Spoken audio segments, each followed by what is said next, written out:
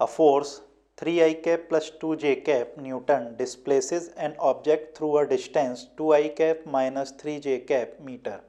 The work in bracket work equal to F vector dot S vector done is. So here we have to find work done by the force in displacing an object.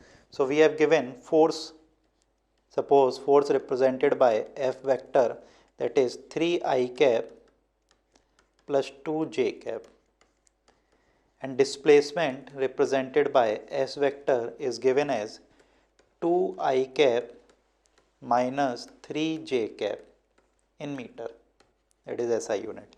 So here we have to find work. So work as given in the question only F dot S. So here we have to do dot product of these two vectors which are given like this. So we will do dot product of these two vectors. So I have written both the brackets here, and we can see now we will use the conclusion of dot product, that is I coefficients can be directly multiplied with I coefficient, and J coefficient can be multiplied with J, and K coefficient can be multiplied with K. So we will use that conclusion and directly write that coefficient of I is 3 in first bracket and coefficient of I in second bracket is 2.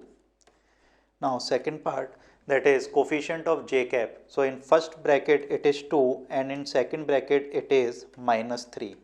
Therefore we will see 2 multiplied by minus 3, and in J cap, after moving from J cap to K cap, we will see coefficient of K cap are absent in both the brackets. Therefore we have seen only two brackets, that is for I cap and J cap. So on solving this one we will get 6, and here we will get minus 6. So on further solving we will get 0. So work done in displacing an object with the help of this force and this displacement will be 0. So answer of this question is 0. Thank you.